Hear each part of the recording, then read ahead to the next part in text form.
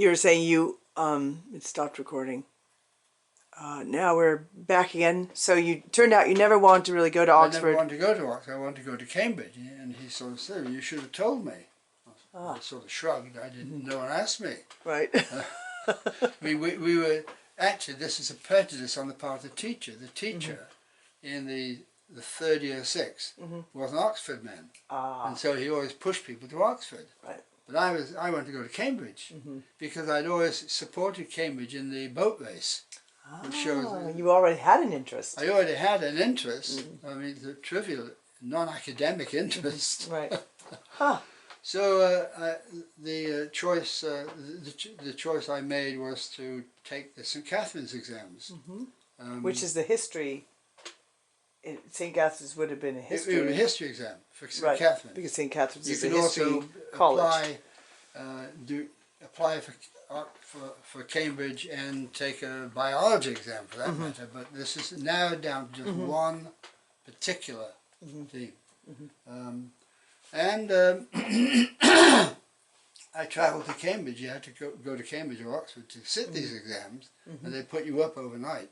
Right. I remember, and it's included in an interview. I always remember, who was it? A teacher, and I can't remember now which one. It's probably from Manchester. No, it's from Cambridge. One of my teachers there, Oliver MacDonough, who is, by the way, one of the official historians of Guinness beer. He said he told me this was this was in the context of our members of that year in history who are now graduating to go to go wherever. He said to me, you made an enormous impression when you came for your interview. Wow. He said you filled the room. He said you came in and just your face, your smile. Wow, Dad. So that's wonderful. Maybe that was what helped me to get in. It's a good interview. Yeah. Yeah. So. That's very interesting. So, so even though you're an introvert, it seems like you did very well for. I mean, I would say you're an introvert, right? So, but you did very well. Yeah, I don't know. And being friendly and a presence, right? No. I mean, I can tell from the pictures you were quite charming. I've got out of order here. Right. So to finish that's your running. At Manchester Grammar School, I was a member of the Harriers. That's a traditional name for a cross-country team. And this was Mr. Poole, and there's Mr. Poole, Mr. Rivers, and Mr. Poole, Rivers, and I've forgotten. Does it say on the back? They all were water names, and two of them are there. There's Mr. Dad, definitely Mr. Poole. Dad's there in that dark shorts. I don't remember that. Yeah. Huh. Okay. And they're all they all ran the Harriers Club. Yeah. No. This was a class. No, this one with Mr. Poole and they were in charge of the Harriers. And this is our form. Right. We talked about that. Right. And then here's what's that group? Oh, that's Mr. You got that. Right. We've done that one with Mr. Wallacott. And I think this is just another. Yeah, this is the Harriers again. So I think we did look at this already. So I think we are ready to move on to. What is this? Well, during those years at Manchester Grammar School, I was a teenager, and one important aspect of my life was, I think, spiritual growth, and mainly through the influence of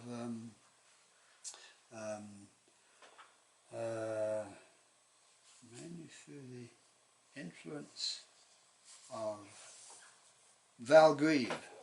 Oh, Val Grieve, okay. who was an Oxford graduate and a very successful lawyer in Manchester, had a real heart for boys, teenage boys, and How did I you think meet him? he through because this is excuse me. Okay. Is that your church? This is our church. Okay, and he Now, was in your now church. this group here, our church would be one small group in that much larger Right. national group, and yeah, Val used to he was an exemplary teacher and youth worker. He used to feed books to me. I read a lot of things, a lot of, for example, a lot of missionary biographies Uh-huh. and a few other general Christian classics. I read through Val, directing me to them. We had a sort of a little library at our church, and he stocked it with books. Very Val impressive. Grieve was incredible. Did He you was meet him? a lawyer, Yeah. yeah, and his wife Sheila. She was, I don't know if she was Welsh, but she was like a gypsy. She was just quick fire, and she was a doctor. So Wow. the two of them were a dynamite couple, Lawyer and but daughter. they just had so much energy, both of them. Did they have children? Two, Yeah, I yeah, think. two. Yeah. I never really knew the children. Oh, That's impressive. So he really, so he was in your church, and Yeah, that's yeah. how he made a connection with your family or you. Yeah, we And made a connection with him specifically, through. you look at this name. Dad's got all the names written on there, which, I mean, there's a few blanks, but that's very impressive, Dad. You knew just about everyone there. Yeah, I think that looks like you there, but I'm not sure. actually, what was more impressive was actually to get them to sign, to track them down. Yeah. You know. Well, I think this is you writing. I think this is you writing it down. The other one was signatures, but you wrote these. Oh, yeah, So that yeah, means yeah. you knew their names. Right. Oh yeah. Yeah. Yeah, by the end And of the where trip- was this? Where would this in have the been? Isle in the Isle of Wight. Isle of Wight, and this one too. Same. Yeah. So that would be where you. How would you get there? A coach? Train. Train? Yeah. Oh, it looks like it, and it would be what, for a week or something? Yeah, a week. Yeah. Sounds wonderful. Huh. Oh, did you get this one from Yep. Michigan School? From the the Harriers. same epoch. Yeah. Yep. Right. So now we can. But one other question about Manchester Grammar. Now, the way the English system works is the council school was public.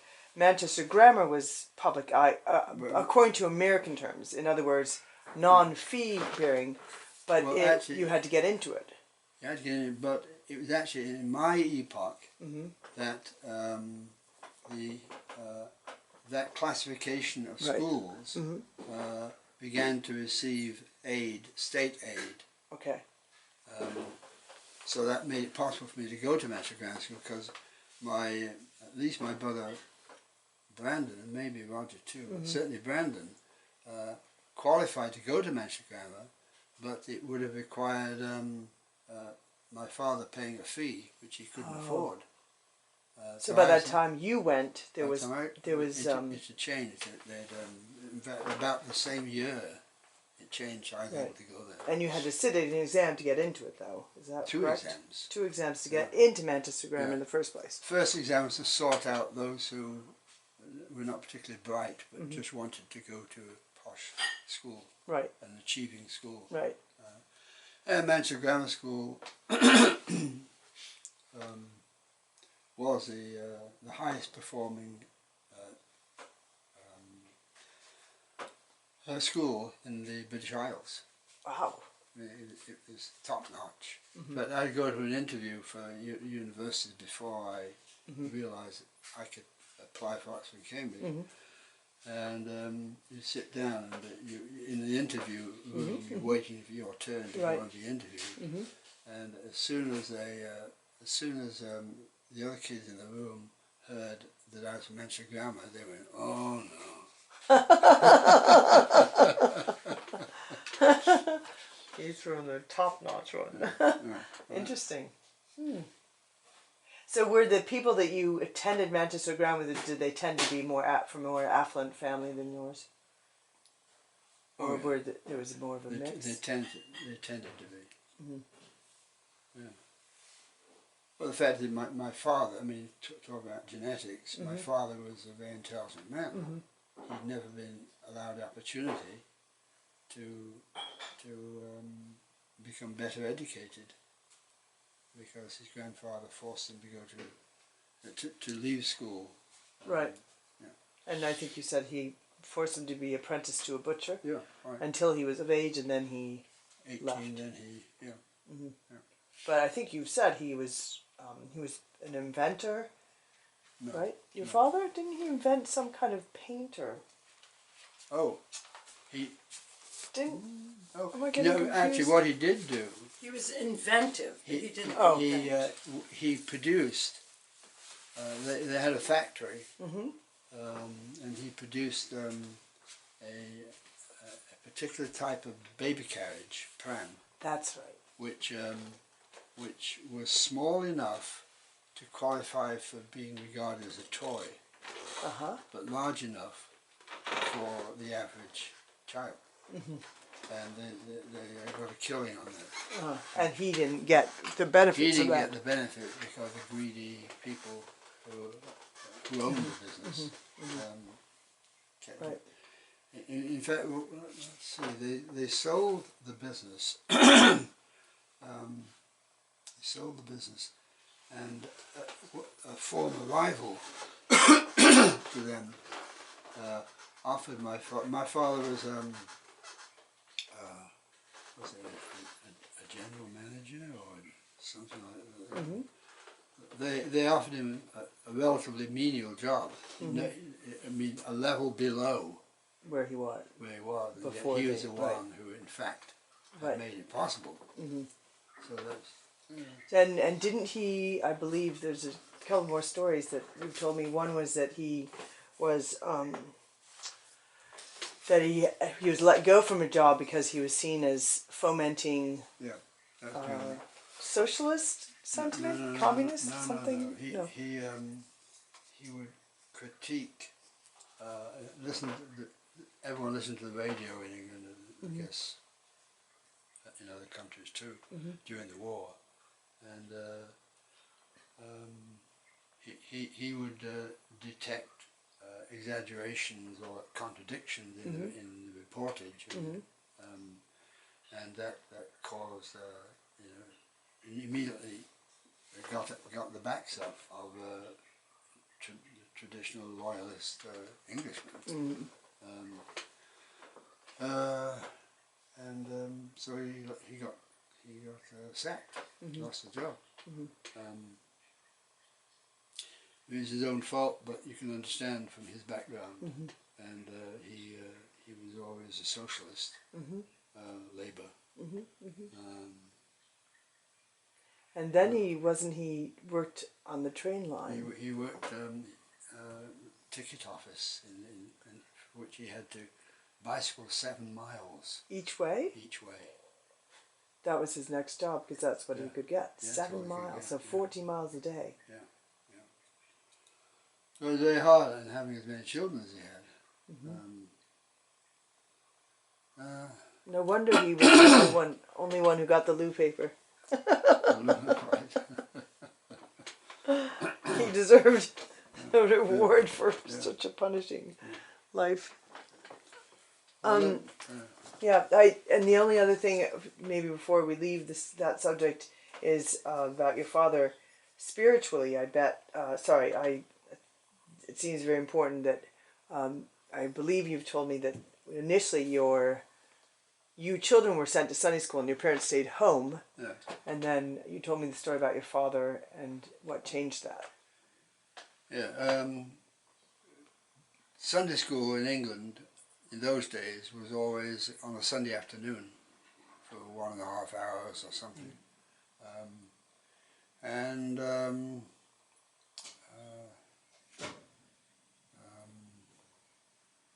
it wasn't as if my parents had any spiritual interests. It was just that it was free babysitting on a Sunday afternoon.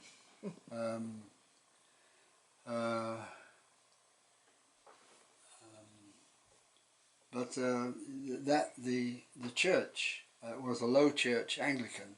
It was a very solid evangelical church. And in 1946, Easter time, our great grandmother died. Great grandmother lived with us. She died, and as was customary, following the funeral, which is sort of, there's always a funeral regardless of what you believed or didn't believe.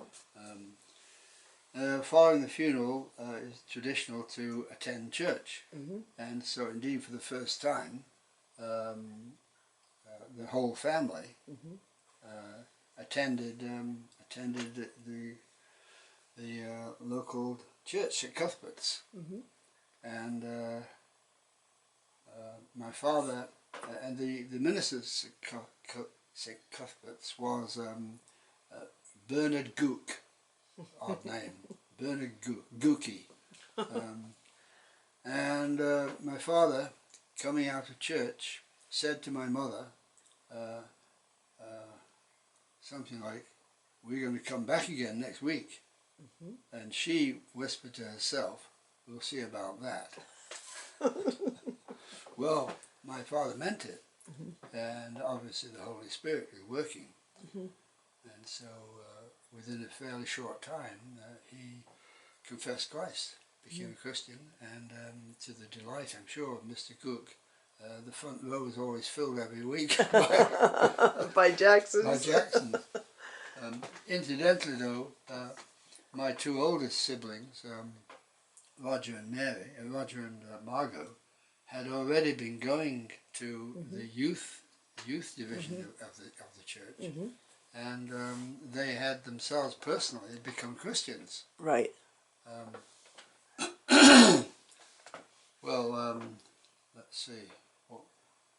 Is there something else about that? Oh, and then your mother was my mother. what initially was not interested.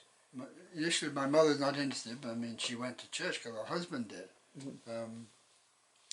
And she went, obviously she must have been invited by the women folk in the church. She went to the Ladies' Home Mission Union, LHMU, which Uncle Roger called the old mayor's picnic. It was always on a Tuesday afternoon.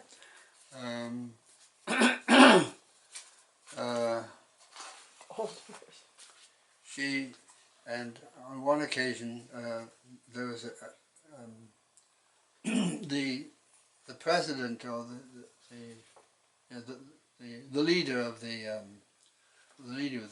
St Cuthbert's branch of the Ladies' Home Mission Union, LHMU, was a Mrs. Clark. Mrs. Clark's husband was a leading accountant, and they were comfortably off. Another person, and then there came an occasion when there's going to be a special meeting, a sort of rally, and the speaker, the person who was chairing the meeting was Mrs. Clark. But the speaker was another woman, a woman who was involved as a full-time staffer in the LHMU, forgetting her name. Anyway, my mother is sitting in the pews at the Cheadle Parish Church, but we need a larger church than St Cuthbert's to hold this. She observed Mrs. Clark, who was always well dressed, and just a very attractive woman. And this is whatever her name was, walking down the aisle at the beginning of the meeting, and after it got to the end of the aisle, they'd turn around, and Mrs. Clark would introduce the speaker and so on. Right. But as they were walking down, my mother said to herself, "Beauty and the Beast," because the woman who was speaking was obviously economically sort of lower class, and Yeah. but she had this. Oh, that's right, Beauty and the Beast. But then she was interested to see that the Beast was telling the same thing as Beauty, Ah. and that really struck her. Huh. That it was. You have to understand class barriers in England, which are still quite considerable. Right. And so the combination of Beauty and the Beast was a factor in her conversion. Interesting. Yeah. Yeah. This here, I think, might even say something about Ladies' Home Mission Union. Mission Union. This is a book that your mom actually took notes in. You can see, right, her handwriting. Yeah, yeah. This is from 1954, and this is the notes that she's taking at different meetings. And on the last page is prayer partners. That's from 1973. So she must have had this book, or maybe this is separate. Yep, sorry, this is separate, but it's something that she kept because this is still 1954. So she wrote all these notes at prayer. Oh, here's prayer partners LHMU. See, Ladies' Home Missionary Union. So there's her prayer partners. About 1, 2, 3, 4, 5, 6, 7, 8, 9 names. Mrs. Jackson and Margot is on there, that list. So that must have been her daughter. But there's all these different names on this with different, must have been prayer partners. Exactly what you're talking about, Dad. It's amazing. This is a very old document here. Yeah. Anyway, so yes, let's talk about Cambridge, and then we'll take a break if that's okay with you. Yeah, because, Nearly time to have coffee and yeah, right. prepare. So Cambridge. Cambridge, athletics. Actually, let's see.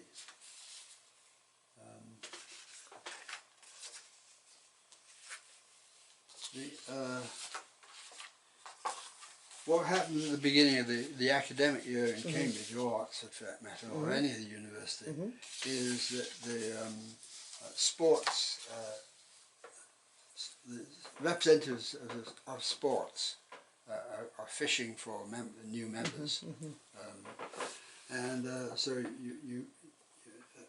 each sport was given a chance to advertise themselves, and I was interested in rowing because I knew that I could never row because I didn't have the money. But as part of your membership of the college was the payment of fees